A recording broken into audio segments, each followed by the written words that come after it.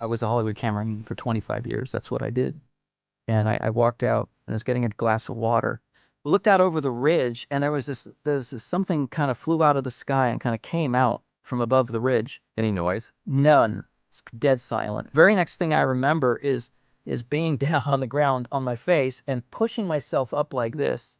At the same time, I looked around and all the other kids, the brothers, stepbrothers, and the cousins were all like getting up off the ground. And my dad asks me, like, where have you been? So it turns out that my stepmother, when she was young, she was participating in the Masonic Order of Job's Daughters. The aunt was a hairdresser in that little town, and she, in her shop, she would actually claim to be able to talk to the dead, and she would have communications with spirits, and things in her shop would move around by themselves and reorient themselves while she was there working. That family had a really strong connection to spiritualism. But they mentioned the town. They mentioned that, when things happen in this town, bad things happen to people when they talk about it too, when they're public about talking about what happens to them. Huh. Have you ever talked about it to these kids that were with you? Years later, we did mention it, but they didn't really want to talk about it. But there was a lot of dark, stuff that was going on in that area. But then the strange thing happened is that the fiction started to sort of like manifest itself as if it was real.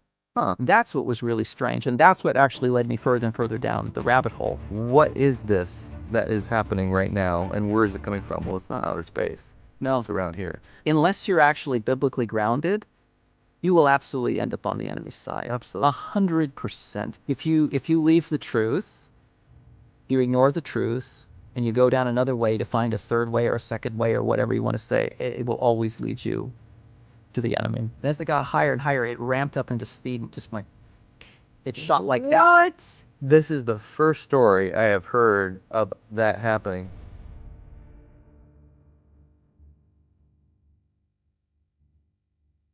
Andrew, thank you so much for coming out here. You have an amazing testimony, and I think I want to hear more about it, and I know other people do too. You coming from Hollywood, but you have a little bit of some mystical information to tell us about being out there, some spiritualism that happened as well, and I'd like to hear more about that. I was a Hollywood cameraman for 25 years. That's what I did. And I used to say that I had the best seat in the house because I sat behind a camera and I had my camera eyepiece. I would film everything, but I really do have the best seat in the house now. It's so much better than the job I had before, and that's doing ministry. I have a ministry called Sanctuary Door Ministry. You can find it, www.sanctuarydoorministry.com, and there you can find out, what I'm doing. You can find sermons, you can find PDFs, Bible studies that I've produced, and you can also contact me or support me that way. So I have a way to reach me there. I also have on social media, I have an X account, which I haven't used for a very long time, which I probably have to start using now again soon from Hollywood. It's just at Andrew Bikichky, on X, Andrew Bikichky. So, I grew up as a child in the 80s. I was born in the 70s, but it was really like late 70s, early 80s television, that I used to watch. And, I think a lot of the reason why I got into Hollywood was because of the stuff I watched on television, the music I was listening to, music videos. It was watching music being sunk with images, or vice versa. And it was just, that was fascinating to me, and it captured my interest. And so that was always in my imagination to be, to work with music and to work with images. And that's kind of probably one of the greatest inspirations I had to go to Hollywood.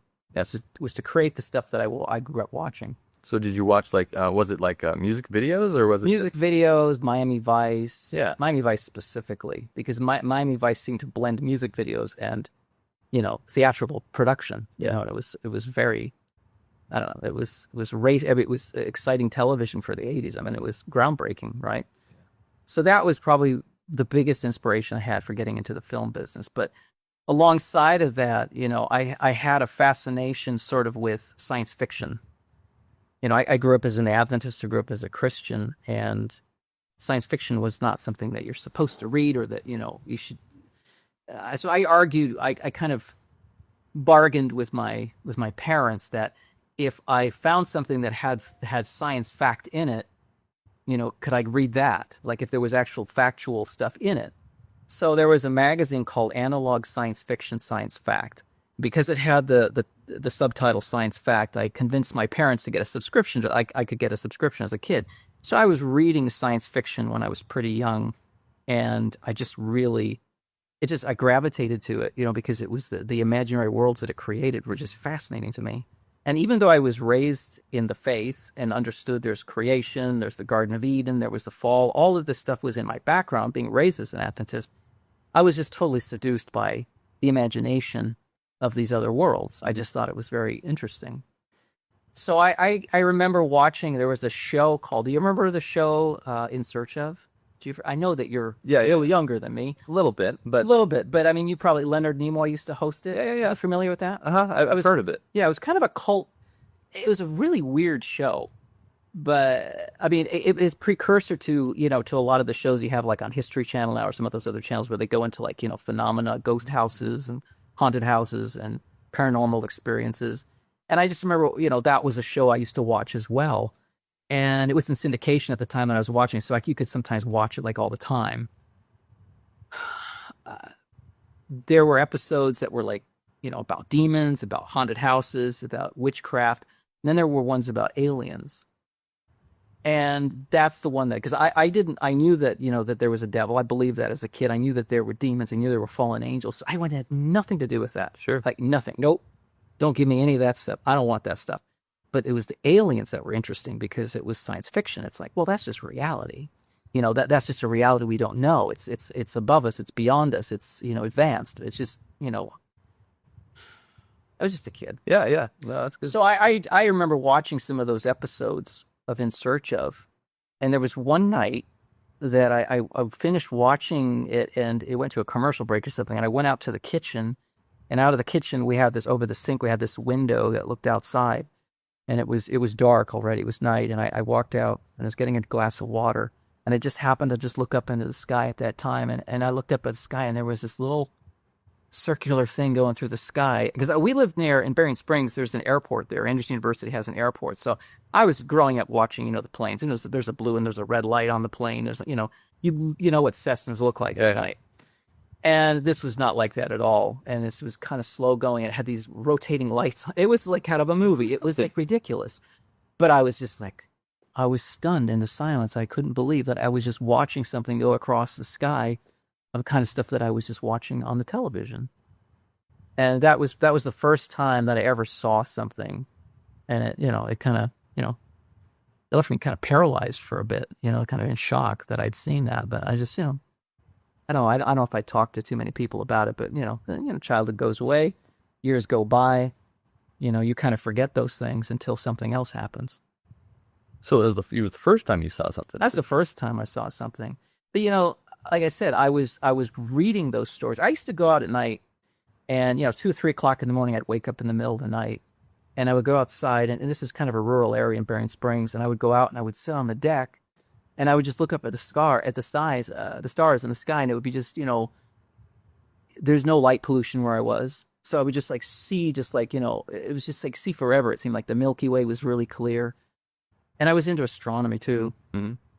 So I knew my constellations, I knew where things were, and I would just go up there and imagine what it was like beyond what I could see, that there was like these civilizations out there, or that there was something just beyond what we could see that was maybe looking at me. Mm-hmm.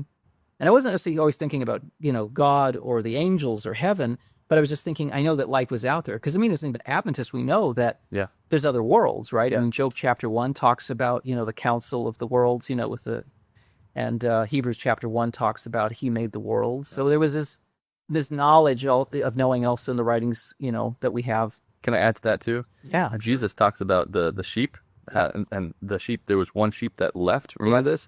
At the very end of that parable, he says something very peculiar. He says, talks about how Jesus had left, or he had left the 99 to go save the one that needed no salvation, that had righteousness. What human actually needs no savior? How is that even possible? So. I don't think these sheep are actually talking about humans. I think he's talking about... Yeah, Ellen White talks about it being different worlds. He came to this world because this is the one that fell out of all the other worlds. So I had that knowledge. I had a theoretical understanding of it, right? So I would just think, there's these huge ships just out there, just beyond our reach, that are just there waiting for us or watching us, or it was just I was just my imagination as a kid, but I was constantly thinking about that. But parallel to that as well, if there was any reoccurring dream I would ever have in my childhood, or like a nightmare, because sometimes kids have those things. I did have. It was always alien invasion. Huh. It was always alien invasion. The movie Signs. Mhm. And for some of those people out there, I don't recommend any of these movies, but the movie Signs, M. Night Shyamalan, he that movie actually really captured my anxiety and that dream I used to have. That movie was that to me felt like my nightmare. Mm. Like I grew up with. It was really strange to see that. So that just was just in my back. Every once in a while I would just have that nightmare that aliens were going to invade. Was it similar or was it the same? I'm Very, very similar, very, very similar ideas. Like, that there was things that appearing in the sky, and that it was going to appear very quickly on the ground, and that everybody was found, everybody was seen, no one can hide. So this dream would repeat, and it would be the same pretty much every time. It's the same concept, the same idea. So I was definitely in my imagination as a child, and. This interest in science fiction and aliens continued when I was older. I mean, I wasn't really obsessed about it for forever. It was I was more interested at some point in foreign movies and filmmaking and art movies, because I became a cameraman in Hollywood, and I was really interested in making art movies, art house stuff, festival movies, not Hollywood blockbuster movies. I was really interested in the art films. So that was really where my head was. But I always had that in my background. And the X-Files was a big show. Did you probably? Yeah. Oh, of course. I really knew the X-Files. I didn't get into it right away, but eventually because I was not so much into that as I got older. But eventually, when the show was about halfway through, I started to pick it up and start watching all the old episodes, and then started watching all the new ones. And I was captivated again by that same idea of the aliens that are just out beyond our reach, that are there watching us, and that are they're interacting with us and what's going on. So I in my Hollywood time, I got a chance to actually work with Chris Carter, who is the creator of the X-Files. I ended up working for the cameraman that shot the last 4 years of the X-Files in Los Angeles. After they did the movie, they did the first movie, and then they did the last 4 seasons in Los Angeles. They've done further seasons in Vancouver after that, but I worked with that crew, that cameraman and that crew. And so because of that, they did a movie with Chris Carter later on that he directed, which never got released, called Fence Walker.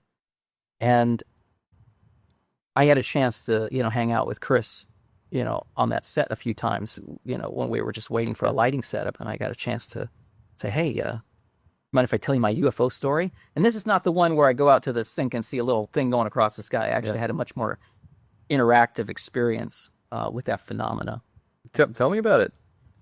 So it was in the 80s. I think it was 1986. I'm pretty sure it was 86. It was 86, and we were up in northern Michigan. I grew up in Berrien Springs, like I said, but in Hale, Michigan, about 5 hours or so north and a little bit to the east, there is my father remarried. My parents are divorced. My father remarried, and his wife, my stepmother, grew up in that area, and we were there visiting her parents and her brother, who's got a house, just down the street from the parents. And we're staying there. It's over the holidays. I think it's like between Christmas and New Year's. It's like that little week between the two. And we were the kids.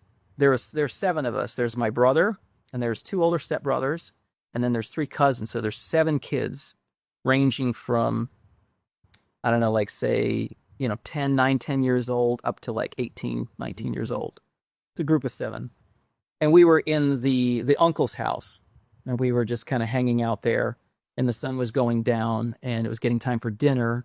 And my father calls from grandma's house and say, hey, guys, come on over. Dinner's ready. I think this was Saturday night. It was Saturday night. The sun had just gone down.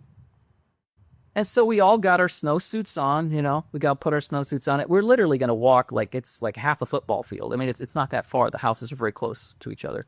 And so we just kind of leave the house, and we started walking across the front of the lawn to the other front lawn, and then actually go into the house.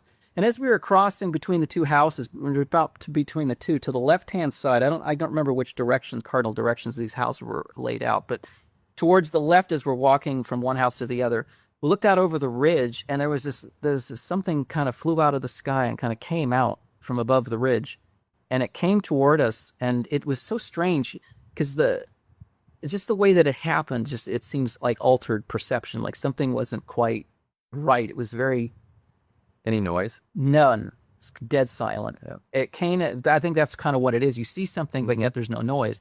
It kind of comes at us, and it eventually it's completely overhead, totally overhead. Oh, wow. And we all kind of look up at it like this. And the last thing I remember is a numbness starting in the top of my head. And then it just kind of like felt like it just poured through my whole body. Like something started to pour into my head and just went all the way down to my toes. And I dropped out unconscious. The very next thing I remember is being down on the ground on my face and pushing myself up like this. At the same time, I looked around and all the other kids, the brothers, stepbrothers, and the cousins were all like getting up off the ground at the same time, like coming to at the same time, and then looking up in this thing. Just as we kind of look up, it starts to leave and continue in the direction it was coming originally and just continue going the same way. And eventually it just kind of went, and then it went really fast and was gone. It's hard to remember exactly what it looked like, but it wasn't like completely, it was like had some sorts of all kinds of shapes or something.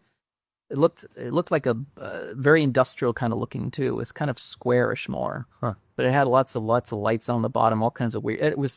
I don't have a very clear recollection, but I just remember looking up at something I couldn't quite identify or make out what it was, but just see some patterns or shapes and then lots of lights on it. And it was, I mean, this is the kinds of things you see in movies. It's things that you hear people say, and you think, well, that person, had an episode. They did some drugs, or, they hallucinated, or they're mentally ill, or, they're schizophrenic. And you just sort of like, but then when it happens to you, it's like, well, that really happened. That's real. Yeah. So that really struck me. So the next thing that happened is we're walking into the house.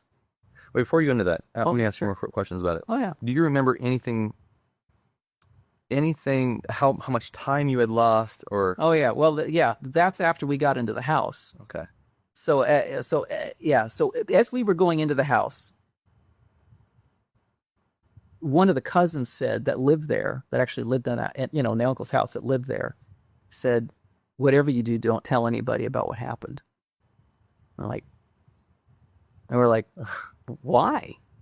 He says, well, when people talk about those kinds of things in this area, bad things happen to them. Oh. This is like out of the movies. It's like an X-Files episode. I'm thinking, this is before the X-Files, right? But How old are you again? I was about 13, I think. 13, 14, 13 years old. Yeah, no, about 12, 13, somewhere in there. So he kind of knew that other things had happened in the area? I think I was 12, turning 13 that year. Mm-hmm.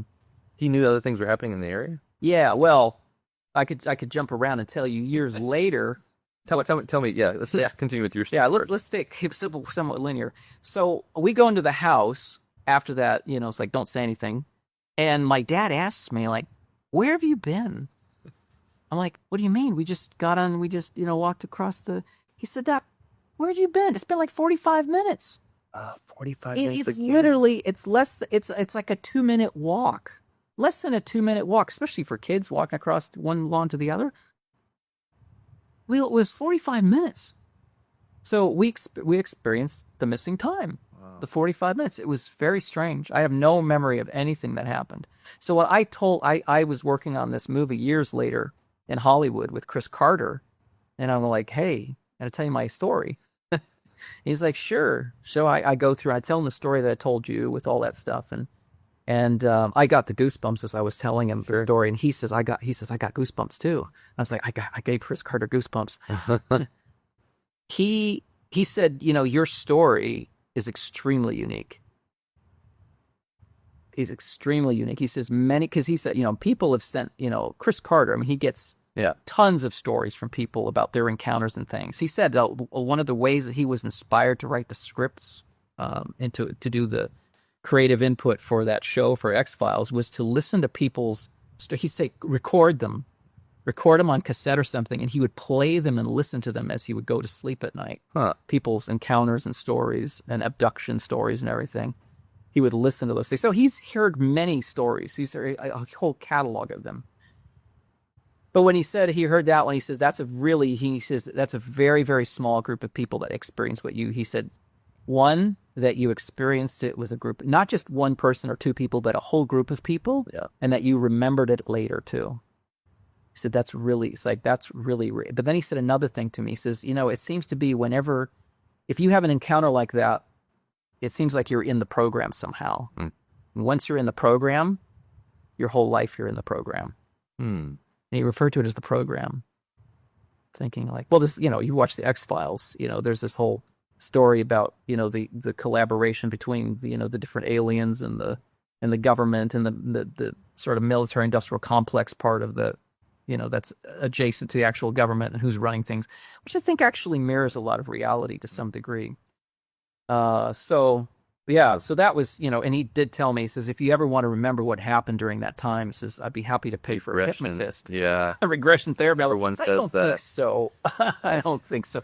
I mean, I was raised as an Adventist. I was raised with that knowledge, and I wasn't converted by it just by knowing it. I had to come back later in my life to the faith. But I knew as a child, like you're taught this is right, this is wrong. So I kind of understood, well, the state of the dead, the dead don't know anything. Ghosts are not really the dead people that have come back to talk to you. They're fallen. I knew that. I never lost that. I just thought the aliens, well, that's different because that's science fiction. That's something that's not, dead people. That's something life from other planets. And I know there's life out there. So is this sort of like that? I don't know how it happens to somebody. Because it happened to me. I guess it was like you sort of entertain a suggestion. And well, what if? Yeah. What if the Bible is just so parabolic? It's a parable. It's not quite literal. That you can kind of like, well, maybe this is what it was talking about, and that the Bible was speaking in a metaphoric language, and yet this is really the reality. Like, it makes you think. It makes you think, and it's the suggestions, and the suggestions get planted, and then they start to bore into your mind, and they start to, imperceptibly start to change and think, well, maybe this is not quite, this is what I thought it was, and maybe it's really this. I think that's what happened to me, is I started to swallow that, as a kid, watching movies and reading books and the suggestions that came through that, and then it's not being so settled. This is after you had studied or you had read some books on this stuff, and then you had this experience. It was very, very... Well, yeah, so I was while I was in Hollywood, I was working on a TV show. This is much after 13. Well after 13 years. No, this is in my 30s and stuff. And I was in Hollywood, and we were shooting in a bookstore downtown LA somewhere. It was like a used bookstore. And there was there's the end caps, at the bookstore. And we were just, the cameras just sitting there. They didn't really set dress it. It was just, we just plopped their cameras into a location. And I was just kind of looking at the bookstore on the shelf between takes. And there was like this book there, and it was about UFO abductions and encounters. And I just picked it up and started reading it. And then I started to remember what happened to me. Wow. But I was reading the story about this abduction, and I was like, well, this is kind of, I don't know, this is a little crazy. It starts to get a little, I was not I don't have been inside a craft or doing anything like that or being abducted. That I'd have no memory of that. I don't have any indications anything like that happened other than that experience. And so I was just reading that, and I was going, it made me think about what happened to me, and it kind of refreshed my thinking about pondering what's really going on. And do you think, this is hard questions. I don't think we have the answers to it completely, but you've read Roger Murnau, right? Yes. And how he saw some of these during his time in the Satanic Church. He watched these people who had done their devotions to basically Lucifer be perfectly possessed and then speak out through channel these things. And after they come back, they say, how long was I out? And they don't have any recollection of what's going on. I'm not saying you were possessed, but I would never have everything that I got involved with was not like knowing what I was doing. It was sort of very like as a kid with science fiction, as seeing things happening. At 13 years old, my brother was 10, and the other cousin was around my brother's age. So it's like I said, this range, some of them were adults, but some of these were, they were under 12 years old. It's like, I don't, like, how does that happen to kids without, permission? Well, you know what happened in I know for sure. I've researched this a little bit. There's an aerial school in South Africa, and you've probably read the stories about this one. If you haven't, you should. It's very interesting because there's a group of kids in a school and they saw something, and they said something came, and all of a sudden we lost time. These kids are 40 and 50 years old now, and they maintain the same story. Mm-hmm. And it turns out that that there was some nefarious things going on. I can't say yet because it's coming out in a book sometime, but I've been told that when you are, I'll say it this way, when you are a parent or when you are an overseer or something, you got to make sure that you're not into something else because it will affect what you're in charge of. You are opening the door for those. Yeah. Oh, absolutely. That's a fact for sure. I'm not, and again, I'm not saying that your parents or anybody listening to you were involved in that, but that's what happened in this instance. Oh, yeah. Well, I can tie that in with what happened in Hale, Michigan. So I told you, that years later, I found out more about that town and what was going on in that town. I told my parents, this is after I got baptized. I was baptized. I came back to church in 2017 and got baptized. And I was visiting my family back in Michigan, and I was with my father and my stepmother, and we were talking, and I reminded them of that night that we had the missing time, and my dad kind of vaguely remembers. He doesn't really remember it very well. He's 87 this year. He really doesn't completely I mean, he kind of says, yeah, I remember calling you guys, and you guys were really late. And so he does remember the incident, and my stepmother kind of vaguely, like I had to talk to them about it for a while and jog their memory, but then they kind of remembered vaguely, but they don't remember what we said too much about it. They just thought it was, what your kids messing around, right? But then I found out what's going on in that family, that the aunt was a hairdresser in that little town, and she, in her shop, she would talk to the dead. She would actually claim to be able to talk to the dead, and she would have communications with spirits, and things in her shop would move around by themselves and reorient themselves while she was there working. Like, things like, I don't know, a bottle of hairspray would go across the room and put itself on another shelf or something. So, and she was totally comfortable with this and communing with these spirits and talking, and they would just rearrange her shop and do all kinds of.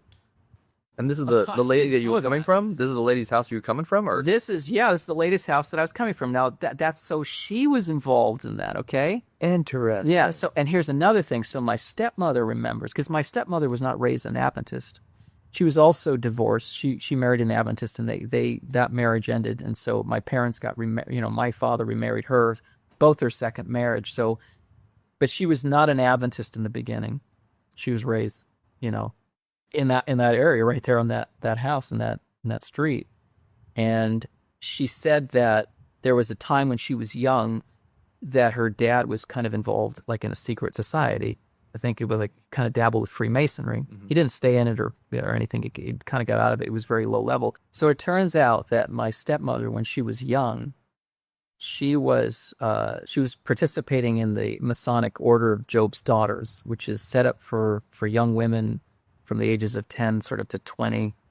And you have to somehow be connected to Freemasonry in your family. So she remembers doing these strange rituals where she would put on a gown. There was a candle. I don't know. She vaguely remembers it, but it didn't last for very long. I think it was only for a few years. And then, because her father was involved in Masonry. And so they didn't do that forever. That was just for a small period of time. But so there was a Freemason thing going on there. And there was, spiritualism, openly talking to, the spirits with her sister-in-law. So that family had a really strong connection to spiritualism. But they mentioned the town. They mentioned that, when things happen in this town, bad things happen to people when they talk about it too, when they're public about talking about what happens to them. Huh. So it's strange that, the kids, that we were with that night that happened, they couldn't explain it or said but they just knew that when something like this happens, you don't talk about it. Have you ever talked about it to the kids that were with you? Or we did mention it, but they didn't really want to talk about it. But there was a lot of dark, stuff that was going on. So years later now I'm in Hollywood, and I've had, this history that I've, that I experienced when I was like 12, 13 years old, that I sort of like forgotten most of my life. I bring it up to my brother again, I'm in my 30s. He's earlier, his mid 30s, and I'm talking, and he's like, "Yeah, no, I thought I was the only one that remembered." It's like, no, I remember that happened too. And he was kind of relieved because he thought he was going a little crazy because he thought he was the only one that remembered. And I'm like, no, it happened. I remember I was there. So, years later, my memory was jogged by finding that book in that place we were shooting that show in, and I just started to think about it. It started to get back into my head and started, make questions like, how real is that stuff? Because knowing as an Adventist, as a Christian, that, the Bible is the standard for history. I mean, it's like, this is like, evolutionists can say the world is this old or that old, or you can say it's this or that. Ultimately, it has to be checked by the record of the Bible. So I had not forgotten that, but yet I'm thinking maybe there's some room where these both exist in reality, that it's, either complementary or not contradictory. I was just, but I was not in the church at the time either, and I was living in Hollywood, so I was certainly not in the proper frame of mind to really be discerning or studying or reading my Bible at the time. It's really hard to talk about this because it's my past that was like what basically kind of brought me back. It was going down this road that really got my attention. When I was young in school in 6th grade, I grew up in Berrien Springs, right at Ruth Murdoch Elementary School was the school I went to from kindergarten through 9th grade at the academy, and I left and went 16 years old. I left and went into the world, but I had a Christian education for the first part of my life, very solid. In 6th grade, they allowed an evangelist to come in and give us a Bible study, like a 2-week Revelation seminar series. When I was like in 6th grade, and I was so convicted that what I was studying in Daniel and Revelation with all my classmates was not just real, but it was going to happen to me personally. Like I was going to be there in this situation that we're talking about in the future with the mark of the beast, with the plagues, all these things. I was so convicted. The Holy Spirit convicted me so much that I was like stunned into shock. I was thinking like, this is going to happen. This is real. And I never forgot that. And so years later, when I'm trying to express these ideas visually about trying to ponder where do we really come from and try to just make an interesting visual experiment out of it, I kind of blended some of that in Revelation, which is really strange. It's really strange. But it was kind of like a way of getting my attention to remind me where I came from. But I was also flirting with the, not realizing what I was really flirting with. And that's really what I'm kind of getting to, is I didn't realize what the door was I was really opening, what it was I was really dealing with. I was doing it in a way where I thought it was just, fantasy. It was just imaginary. It was just like, but something really happened to me. So what is it? Trying to make sense of that. At the time, Aliens Prometheus came out that year. Ridley Scott did like a prequel to the Aliens, and I was into Aliens too. I didn't like horror so much. I don't like horror. I don't like gory stuff, and Aliens is kind of like that. But I like the concept behind it. Was the engineers, like the first Alien movie where they find that, the space jockey and the big, it was like, who's that? Where did that come from? And I know this is fiction. I know it's fiction, but it captivated my interest as a kid. I was like, that's so cool. What's that world like? What does it look like? So that movie kind of came on the scene at the same time I was thinking all these things, and I started to feel like, the term zeitgeist. Yeah. Like I can sense there's a zeitgeist moment here going on with this, and I could feel it. I've always been sort of like ahead of the curve in things that I've done, like a few years ahead, like in Hollywood to technology or where things are going. I've always sort of been like on that cutting edge of stuff to be. I mean, this is how it's been. It's not anything I planned or anything particular about me. It's just I've always seemed to be in the situation. So for me, I was like, this is the thing that's next. I knew that I could just tell that this topic and getting into this is what's in the future. I just had that kind of instinct when I was at that time in my life. And so I just dove, head first into this, sort of conceptual thinking about all these things to answer these questions and kind of answer from that point of view. Again, as an art project, just as fiction. Yeah. But then the strange thing happened is that the fiction started to sort of like manifest itself as if it was real. And that's what was really strange. And that's what actually led me further and further down the rabbit hole. And so again, when I look back at it, I think, well, yeah, no, I was kind of in a sense almost groomed like this from childhood, watching this kind of stuff on television, reading the science fiction. and then being shown little things. And then Chris Carter says, once you're in the program, you're always in the program. All these things starting to line up in my head. I'm thinking, wow, this is real. Yeah. Yeah. There's a real thing to it, and I start thinking, well, the aliens have been here. And I think, well, they've been here all along. I started to think like that. It was like, of course they've been here all along. The fallen angels. I mean, it was just right on the backside of my memory, which I didn't quite fully recall, but it's like I started to think like, yeah, no, aliens have been here for a long time. They're not just coming now. They've been here from the beginning. And not only that, the government is actually saying, coming out on podcasts and saying, we're not seeing these things come from outer space, so we're not willing to say they're ET. We see them already here. Something that's big lights in the sky that seem to, because they track these things. They want to make sure that the ICBMs, intercontinental ballistic missiles, they see these bright flashes of light come up, and they want to make sure they know exactly where it's going. They see things, and they say, what is this that is happening right now, and where is it coming from? Well, it's not outer space. No. It's around here. No, so I guess because I sort of had that knowledge in the back of my head, which I wasn't completely remembering or locking it in, but I had, a sense of that. I was applying that to this, and I was kind of so I was kind of dealing with the reality that was there, but it was kind of been fictionalized, so it has a veneer over of deception, but yet there's something real there. So I'm trying to get to the heart of it, right? With this thing. So I created this whole world, like visually, with this music video was the inspiration, and then I kind of did a digital. This is when digital publishing was taking off, yeah. like a magazine. I don't know if it's a thing so much anymore now. People don't read magazines. I guess you do kind of read magazines on iPads and stuff, but digital publishing became a thing. Mm-hmm. And my wife is a graphic designer, and we got involved with a company called Aquafatus, who I think it's been bought. It's been acquired by some other company, Rakuten maybe or something. But Aquafatus was a French software company that was, at the forefront of doing some, digital magazine stuff. So basically you develop a container app, and then you just load issues. You load up on Amazon servers, and then basically, people download a free app, and then they pay $99.99 to download an issue, like a magazine issue. So my idea was to basically do a visual album on this app, and I'd feature all these different artists and their work to basically, so this artist was going to be the guy I was working with already for a few years. He'll be my first, person that I basically feature, in my app that I create. Sure. And I created the app for not just iOS, but also for Google Play, but it never really ran well on Android devices. It was more for iOS. Sure. But it was called Numenon Collection. Okay. So the word numenon is very interesting. I was trying to find the right title for it. So phenomenon, what the word phenomena, it's an occurrence, a circumstance, or fact that is perceptible by the senses. It's an unusual, significant, or unaccountable fact or occurrence, a marvel. That's a phenomenon. But what I wanted to do was to talk about the part that you don't see, that part that you don't perceive. And the opposite of that is noumenon, phenomenon, noumenon. Noumenon is, in philosophy, is a knowledge posited as an object. Huh. So it's the knowledge of something that's seen as an object because it exists outside of, externally from your understanding. It exists independently of human sense. Huh.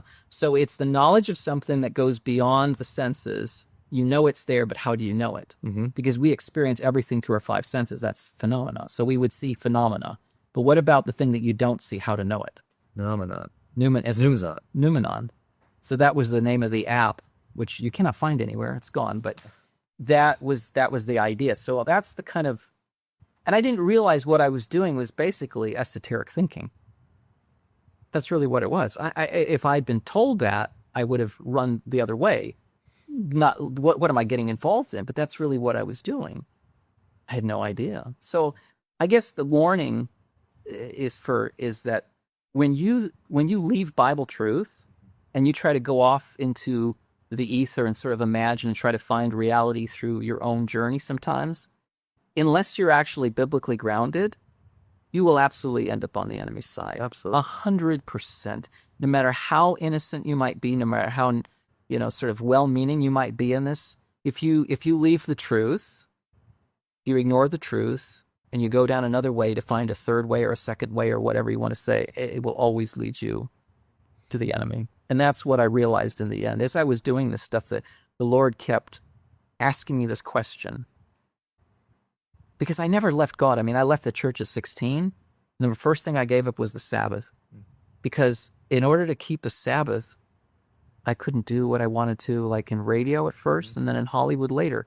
There's no way that you can work in that industry and say, well, I can't do anything from sundown Friday to sundown Sabbath. So that was the first thing I had to compromise on. But I never fully like, oh God, I never was angry at God. I never threw God out. I just kind of just compromised and kind of, well, I kind of really want to do this, and this is so interesting, and I love it so much, and I just want to bring, the light and the truth to that world too. I want to go in that world and work in that world, and I thought I'd be and influence that world for good, and instead that world just turned me around, away from my faith, and ended up falling completely away from everything. So when I was on that journey, I was never completely divorced from God in my head. I was always like, I would still pray to him. I would still, say, I would still like, I know, I believe in my guardian angel. And I know that God kept me through a lot of stuff, but he really did sort of, he didn't hold me back and say, no, you can't go anywhere. He sort of like, he let me fumble around a little bit and make my mistakes, but he never left me nor forsook me.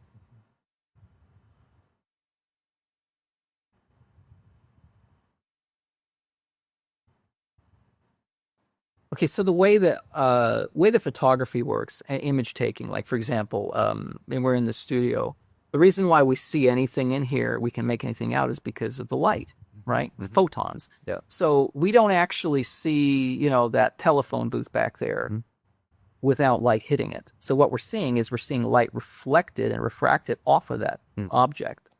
We don't the object itself does not produce light. Light is hitting it and reflecting off of it, right? So what I wanted to do in this project, in kind of finding out what was going on, the noumenon, to try to find the world that was unseen, was to actually start to photograph the light directly, the light source, not what something, to go to the source of the light, not the reflection of the objects, to go to the. So I started working with lasers. I invested in laser projectors and professional laser control like Pangolin software, laser designer software, and started experimenting with that and working in completely dark black spaces with cameras, shooting lasers. Huh. Have you seen those YouTube videos that they're able to photograph a photon now? Yeah. Where they slow it down? Oh, yeah. I wasn't necessarily trying to do that per se, but I was literally photographing beams. I mean, maybe if I would have kept going that way, but I really was trying to conceptually create something. What I wanted to do was I wanted to visually represent the explanation of what happened to me, whatever it was that flew over me, whatever it was I lost the missing time from, or had the missing time from, whatever it was that goes back to our creation, our story, where we're from. I wanted to peer behind the curtain. I was looking for the noumenon, the thing that you cannot perceive, but somehow represent it in art. Yeah. And so I was just playing with light and photographing it. There was one time when I had my office where I was set up in the bottom level of our house, and I painted all my walls really dark brown with a semi-gloss, so it's a little shiny, but like a cave almost. Like I kind of had like a cave, and I had my computer set up and everything, my speakers, and it was a really nice setup. And I would sit there at night and really work, on this project, and I had the laser projector behind me, and I had it connected to another computer with the controller software, and I would turn off the lights, and I'd flip on the laser projector, and it would start up. It was a higher powered one, and the fans would kick on and everything. And it was the strange thing. Whenever that thing was running behind me, I felt like something was right behind me. I felt so strange with it turned on behind me, because I literally felt like a presence. Like, it was really creepy. It was really, really creepy. I felt like it was so strange, because I let myself kind of go down this very, it was very slow to try to get, getting involved with thinking like that, and then pursuing this art project. Like, so, I mean, the work that I created for that first issue that went into that digital magazine app was really, it was supposed to explain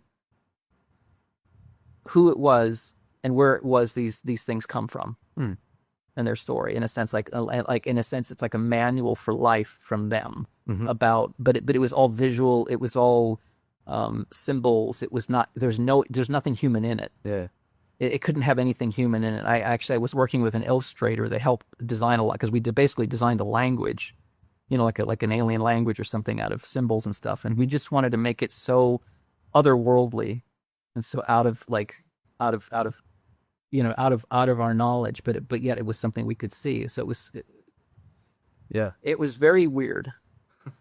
So there was one night that I was listening to one of the tracks from the artist because I was doing a lot of it with the music that he was sending me for the album. And there was one night I would sit up on my balcony. I had a house in Glassell Park, overlooking, to the west. So, there's Hollywood. I could way down there's Santa Monica. There's the Pacific Ocean. It's a great house.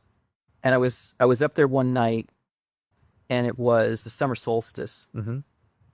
It was a summer solstice, and I was listening to a track over and over again. I was trying to figure out some visual ideas to something, and I was listening, and I started to think, and I thought, you know what? You're crazy. You're absolutely nuts. You're nuts spending all this time. You're focused on this stuff. This is like, you're just imagining this. This is crazy. You're going to you're losing your sanity. You started off like as just experimenting visually and as an artist or whatever, and you've actually started to believe what you're doing, even though it was fiction. And I was like, this is crazy. I like, wait a second, this is crazy. And just after I had that thought, the music had stopped, and I could just hear everything around me, and all I heard was helicopters. Helicopters. If you've ever been in Los Angeles, they call them the Yardbirds. These helicopters that fly with, and some, depending on the areas you live, those things are shining lights in people's backyards for, like, people running around, looking at bangers doing stuff, Yeah. And there was probably like something. I remember looking out over the LA skyline at night and just seeing, like, multiple helicopters, because it's very flat there and it's just a sprawling city. If you ever flown into Los Angeles, it just goes on forever, right? So I'm looking out there at night, and I had that view to see it like that. And there's all these little helicopters, and just noticed all the helicopters and stuff. And I looked over, and then there was one that was closer to me. And as I looked at it, it kind of felt like it shined its light towards me, but I didn't really get illuminated. I just felt like, and then I started looking, and it's like, it's looking at me. Why is that helicopter looking at me? Maybe a little paranoid, I don't know. But I was like, why is that helicopter looking at me? And I just kind of gave it a dirty look, like, I'm in my backyard. I've flown in helicopters shooting, right? I've shot, like, productions. I've been one of the camera guys in a helicopter shooting in LA. So I know what you can see from a helicopter. You see right down into people's yards and things like that. It's very easy to see, right? So I was like, this guy's like looking at me. Why's he looking at me? And as I was looking at it, I suddenly felt this feeling of shame. This really strange, like, emotional turn. And then I looked at it, and then I saw it kind of like, it turned away from me like this. And as it turned away from me like this, it started to fly away, and I started to watch it. And I realized it didn't make any noise. It had no sound. But I couldn't make out a shape, because I just saw, like, some light. It looked like, just like, an indistinct thing with, like, a light on it or something. I didn't know what it was. And as it kind of flew up higher and higher and higher and higher. And it kind of went out over the city, but it didn't stay at the level of the other helicopters. It still went up to another level. And as it got higher and higher, it ramped up into speed and just went. It shot like that. What? And then a split second later, 90 degrees to that, it went like that. It went like that.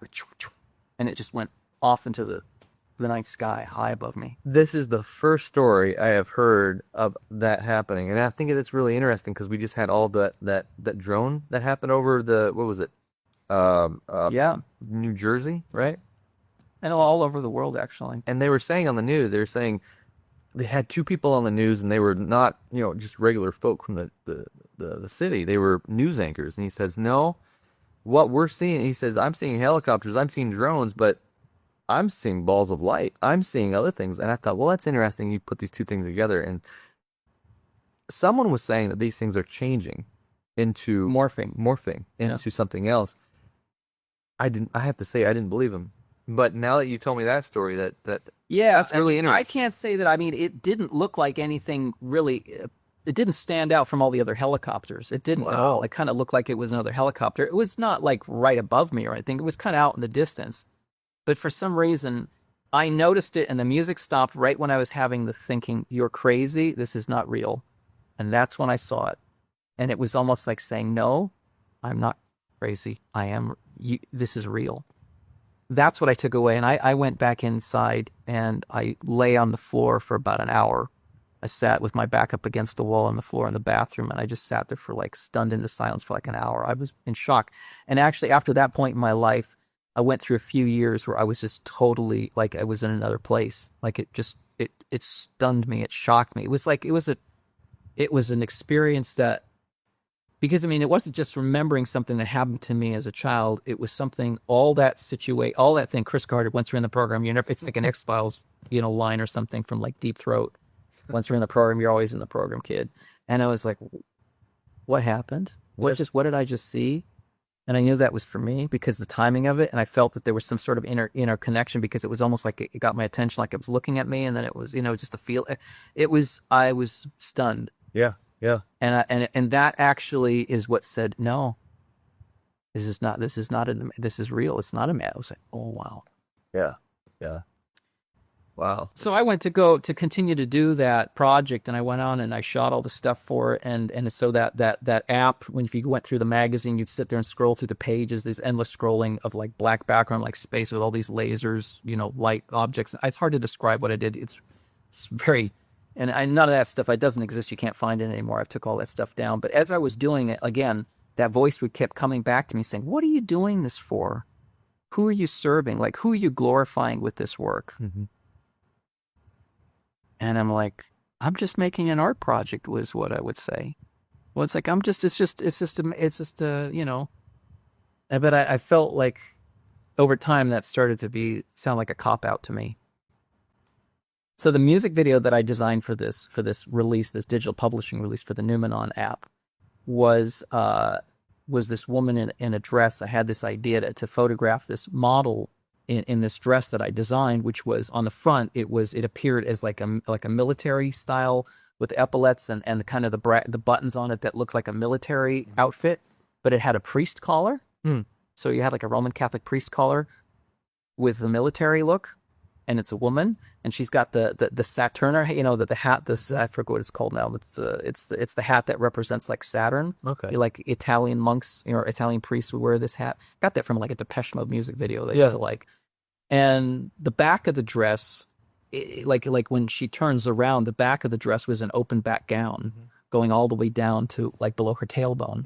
So on the front, it was like one image, and then when she turned around to the back, it was like this seduction image. It was, so it was like military, fascist, religious, Catholic, like open gown dress. It was really like something maybe Fellini would have done if he was on crack. But okay, yeah. I designed that dress. I had someone make it a bespoke dress, and I had fitted it for the person that was in it. So I did this video with it, and I'd have this dress hanging up in my office.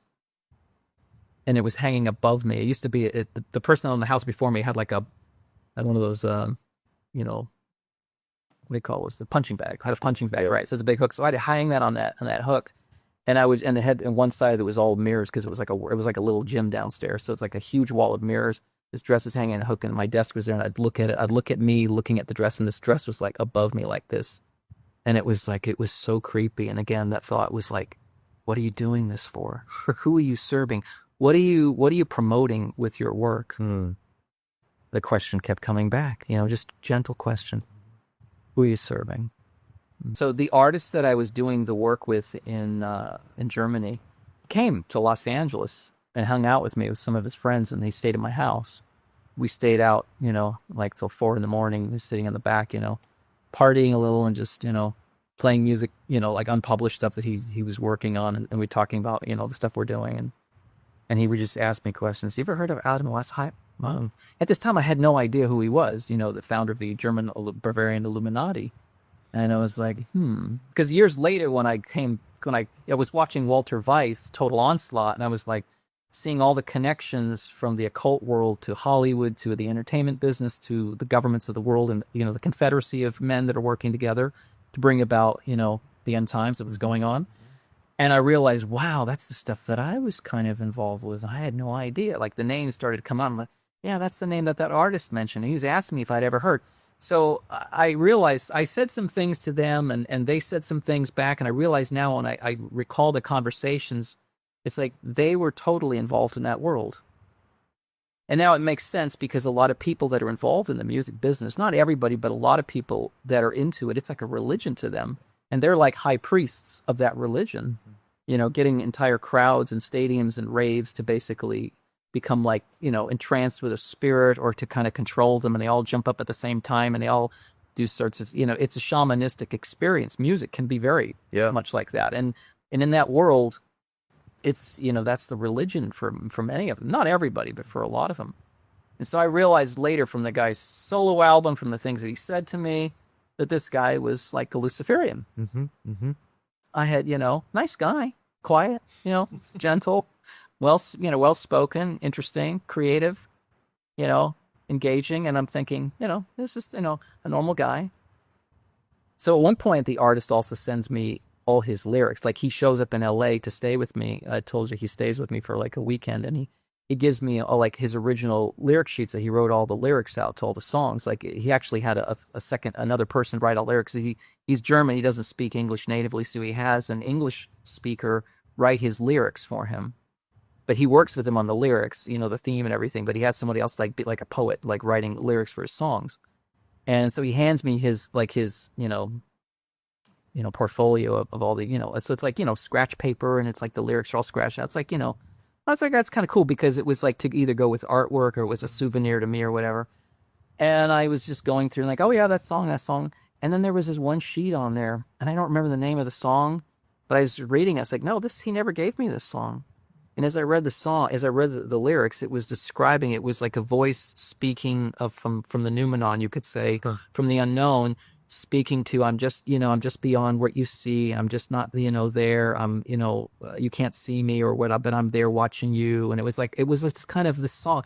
It was creeped me out, because it was talking to me as if I was knowing what it would say, but nobody else. And it was not even on the album, but why did he give me that sheet of music? We never had that conversation about it. The artist and I didn't have a conversation on that level of, I was not telling the artist exactly what I was doing. I was showing him the artwork, and it was kind of going with it. He says he'd get the goosebumps when I would send him some of the stuff I was doing. He'd get the goosebumps, like, oh, this is great. This is perfect for what I'm doing. It was a good collaboration. And so when I got this music, or these lyrics for a song that he didn't record, that I'm not aware of, it was another way of this. The other side is reaching out to me and saying, yeah, I know you. I'm talking to you. Don't worry. I know what's going on. And it was kind of creepy. And when I asked him about it later, he says, I don't know what you're talking about. I don't know what that is. I don't know what I just gave you what I had. I didn't really. What? I don't know how that would have been in there if it was a song that I didn't do. So it was like, oh, okay. So yeah, little weird things like that would happen. And it would just keep adding. At the same time, it was kind of drawing me further down, like I've really caught something. I'm really onto something. At the same time, it would also, again, like my spidey, the back of the hair, the back of the neck, the hair stands up, and you go, who it is that I'm actually serving here? Who am I working for? What am I doing? I remember when I was a kid that, in the 80s, there was a lot of ministries that were talking about backwards masking music. I remember listening to those stories and testimonies of people working in, albums where like the drums played themselves, or like a song sheet was blank in the, the night before when they woke up in the morning, all the lyrics had been written out for them to sing, and, things like that. The story of Hotel California, all that. I mean, yes, it's talking about the business, it's talking about California and Hollywood and all that, but there's a spiritual element to it that we know as Christians, that's a reality, the other side's take on things and their experience. And so I realized now, looking back at the artist I was involved with, was totally into the occult, 100% involved in the cult. And I would sometimes keep in touch with him on Skype and stuff and saying what's going on, and he would tell me what's going on with him, and he would share pictures of stuff that he was doing, and there's just really strange pictures. I can't even, he would send me some strange, like supernatural photographs of like things happening, like that, they're not Photoshopped, but they're like, photographs of people levitating and just all kinds of things like that. I didn't think too much of it, but he was, just sharing that stuff with me and kind of, wow, collaborating. And I just realized I was really involved with someone that was in the occult, like super into the occult. And, wow. And I didn't, like I said, it was all sort of, I wouldn't say it's innocent. I'm not making excuses for myself, but it's like I didn't go searching for it. Sure. I just wandered away. I was the sheep that wandered away from the fold. Yeah. To go check out the world. As the prodigal son, to go see what the world was like outside my father's house. Another thing that was happening too, when I was doing this project, I did a music video. I was doing like photo shoots with all these lasers and all this stuff to create all this imagery, is that people would come and work with me that I just happened to find, like happenstance, like Providence seemed to provide, people that were just there at the right time to do the job, And when I would talk to them, they had very similar, they had like either a background where they like to go to graveyards and hang out at night and talk to, like commune with the dead, or they were just like technicians that were, involved in what I was doing and very good at it, but they had a kind of a spiritualistic, when I talked to them and we would just talk about the project, what we're doing, they would talk about those kinds of things. And I didn't think too much at the time. I just seemed to be meeting lots of people that had that sort of interest or background at the same time. It's kind of like, when you're in ministry and you do things for God, God puts those kind of people in your path. You meet like-minded people. Yeah. And God wants to bring his saints together to work and collaborate. Now, of course, in congregations, God brings them together in churches. But the devil is no different in getting people that are interested in those things to meet other people that are also interested in those things. And so I realized that I was starting to work with some of those people that were from that background, that I was not realizing what I was truly getting involved with in Hollywood. There's an element of that for sure there. Wow. Do you think these people have had the same experiences? They had different kinds of experiences. Their experiences were not so much, like with unidentified, what they call UAPs now. It was not so much their experience. There was more like, the paranormal stuff, that kind of the more of the spiritualist stuff, that directly spiritualist. Now, I mean, the UAP thing is spiritualism, 100%. And I didn't really fully realize that until I kind of came back to church and I started, realizing what I had been in. Then I realized I started seeing stories online, people's testimonies about, summoning UFOs with magic ceremonies or rituals or chanting. Now, then this whole thing that happened in New Jersey, people were out there with videos saying, well, you just have to try to communicate with them. Just send your thoughts to it and you watch. It'll actually, but see, I had that experience on that balcony in my home that night when I saw that helicopter turn into something that just flew up into the sky.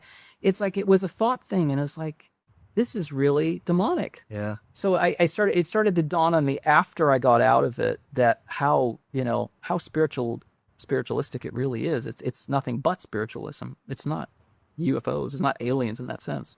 I was so fascinated with what was the big picture of reality. I knew that there was one answer, not like multiverse where like everyone has their own reality and we're all living in some multiverse where everyone's reality is the reality. It's like, no. There is one reality. And that's what I was obsessed with trying to figure out. That was the Numenon thing. Like, what's that object that I don't know? That, like a thought object. What is that thing that I don't understand that's out there that I know? It's like the big picture. The Bible is there with the answers. So the Bible has the answers. The other side is going to provide something that seems like it's the answer. It's going to dazzle you. It's going to wow you. It's going to do things that, are miraculous. And you're going to go like, well, that's truly reality. That's truly God. Or that's truly power, because the manifestations, what it can do, it can break the laws of physics. You look to that. That seems to be the answer. That's a higher power. That's what is the purpose of that thing? It must be higher than me, obviously. So there's a natural tendency to like, well,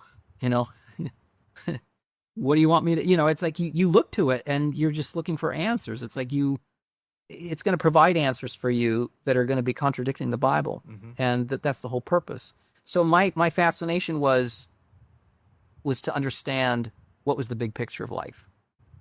And when I came back to the church and I started to read the Bible, I started to read, the Spirit of Prophecy. Some reason I saw it like I never saw it when I was a kid. I was really, truly convicted by it and believed it in a way that I couldn't have when I was like, 12 or 10 years old. I was ready at this point in my life to see it and to really believe it and understand it, because I'd gone searching out in the world. I'd seen what the world had. I had enough knowledge from the Bible to know that what I was seeing made me question it, and the question, who is that you're serving? So when I came back, and it turns out all the questions that I had about the nature of existence and where we come from and the nature of good and evil, what does it mean, the tree of life? What is it all about? The Bible answers that. And so like you mentioned, the angels that fell from heaven, we were created to repopulate heaven. Mm-hmm. Mm-hmm. We were created to be one with the heavenly host in heaven. I mean, this is like, people talk about like, what's the meaning of life? Why am I here on this earth? It's like, you were created on this earth to see that through test and trial, if you would be loyal, you would be one with the heavenly host. I mean, can you imagine that we would be brothers and fellow servants? What does John say in the book of Revelation when he's down, he's overwhelmed with a vision, he starts to worship at the feet of the angel and says, no, get up, don't worship God alone. I'm just your fellow servant. Yes. I'm your fellow servant. Every one of us has a guardian angel. You have a guardian angel, I have a guardian angel. They know each other. They're friends. Mm-hmm. The same thing is with the demons too. Yeah. And you make a decision who it is you're going to follow, who it is that you're going to serve. And there's these forces behind, the good and the bad. and they're not allowed to directly get involved necessarily. I mean, sometimes a guardian angel will save you, and I've been saved a number of times, physically from death. But, God allows us to go through this experience to see where our hearts are, to see who it is we truly love and serve. And so when I found the truth, it convicted me and it broke my heart. And it caused me to have that love and gratitude towards my Creator that was just yearning for it to connect to the truth. And when I found that truth and I saw that it was solid, it was real, and it was under my feet, that's when everything started to fall away. All these other illusions, all these things that I'd been involved with, that it was just like, suddenly I was like, this is what I was actually looking for. This is the actual answer. And then I discovered the sanctuary, righteousness by faith. And I'm like, wow, this is the great answer of the explanation of what the tree of knowledge and good and evil is all about. And this is what the sanctuary being cleansed is all about. This is what God has done with his son, Jesus Christ, for all of us, that we can all be our slates wiped clean, not just forgiven, but our sins blotted out as if we'd never sinned. Because that has to happen for us to be in heaven. Sin has to be completely eradicated also in us. Yeah. And that's really what the battle is over. And these things started to all kind of fall into place and make sense. And that's why the ministry I do focuses on the heavenly sanctuary and righteousness by faith, because it's actually the answer that God put in the question that he put in my heart long ago is like, I believe God was asking me that question.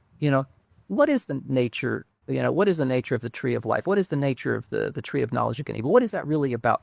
He planted a question, and I looked and I sought for it with all my heart. And though I went in the wrong direction because of where I was, he eventually led me back to the truth. And when I'd seen the whole thing, I was able to say, I know that my Lord is true. Wow. And so today, how long has it been since you've been into Hollywood? I started in Australia. I started working in Australia in 94, and I got out of the business. I officially resigned my union membership in December 31st, 2019, and became a Bible worker January 1st, 2020. Wow. So it was about 25 years in Hollywood. Praise God. Praise God. And where are you based now? I'm based out of British Columbia right now. And I've been working there as a Bible worker for 5 years now. I'm fully independent. I'm working just under the ministry, Sanctuary Door Ministry. It's sanctuarydoorministry.com. That's a place where you can find me. You can find, messages I've done. You can find PDFs of Bible studies I've done. Because as a Bible worker, I developed a set of Bible studies that basically prepare you for baptism. It's not all of them, but it's the evangelistic part of the Bible study series. And I've done that also in person. I travel around and I do evangelism in churches, old school evangelism. But it's a line upon line study where it's not just like a verse with some pretty pictures and then a bunch of me talking. It's actually a Bible study. You go from verse to verse to verse to verse, all stacked up, just black and white Helvetica with emphasis, showing you the links, because I want it to all be about what the verse says. And you just read the words here, you read the words here, you read the words here. You see like 3 different verses on the screen. And I can show you, I have a presentation like that called Our High Calling, which talks about the angels that fell from heaven. And it shows you that God is redeeming a third of the humanity. It's like he's replacing the angels that fell with us. I mean, so using the Bible to show that, not just, some theoretical, this is my theory about what's happening. It's like, no, here's the Bible study. Here's verse. And that's how I do Bible studies, because everything I say and want and stand on is found in the Word of God. That's what my whole thing is. And so I know I've been able to reach people as a Bible worker and going other places, to reach people in the world that don't have a Christian background even, or have a different Christian background, different faith tradition, but they follow it because that's what the Bible says. Yeah. It's like, not me. It's not what our church says. It's not a pamphlet that's handed to them. It's like, no, it's just take your Bible out, look here, and notice how it's what it says and look how it connects. It's allowing the Word of God to speak directly to people. And that's what my ministry is about. That's what God has called. And that's like, it's the greatest job I've had in my life. Better than anything. It satisfies all the curiosity and all the itching ear things you want to, what's going on and what's really behind everything. What's the big picture? What's all that stuff that I was interested in as a kid? It answers all of the questions. It satisfies everything in my heart that I want to know. It's like God's given to me in his Word. And unless I had the grounding I had, as a child, unless I did, I don't know. I know God can reach anyone. I mean, but I don't, I'm so thankful that I had the education that I did, even if I wasn't fully converted by it or completely internalized it. I had just a head knowledge of it. I'm glad I had that, because if I didn't have that, I mean, it was literally the idea of what's happening in Daniel and Revelation. is real now. You know, it's like I see it happening in the world, what's taking place. It's like, yeah. No, I'm glad I have that as a reference to know where to come to where the truth is. Just many people don't have that. And that's the reason why we have to be on that message, on prophecy being fulfilled, because we've been given that to show the world that the Bible is true, and that the Bible talks about the future that is still yet to come. And it's going to be the things that have happened in the past are repeating, right? Ecclesiastes 9 is that there's no new thing under the sun. So we need to study our Bibles. We need to find out what happened in the past, that it's repeating. With Babylon in the future and Revelation, this whole world that gets caught up in the system that we're supposed to call people out of, we have to go back and see what Babylon did in the past. And we have to show people what Babylon did in the past, because it says they're going to cause the entire world to follow this system. This woman, this church is going to lead the entire world, you know, to perdition, to hell, to receive of the plagues, and to receive the mark of the beast. And it's, you know, it's not some unknown thing. It's like we have this knowledge and we have this information, and it's like it's become sort of like an optional thing that, well, that's not really that important. Or no, it's actually, that knowledge is actually, I believe that's what God used to bring me home. Absolute. Good place to end. Would you say a quick prayer for us? Yeah. Father in heaven, I just thank you, Lord, that you have called me out of the world and you've called me to something much better to do. And it's thank you every single day that I wake up, that I have this new life. And I'm just grateful for it. And just pray that you would use whatever has been said, whatever has been in this testimony, that would be to your honor, to glory, but you would use. And I thank you, Lord, for hearing. I thank you for answering. I pray for my brothers and sisters that are out there, those that are experiencing things with the paranormal or with UFOs or any of those things, or questions about life, that you would be the one that steps forward, puts an answer before them that they may follow. Because I know that if they begin to listen to you, they will find you and come to. In Jesus' name.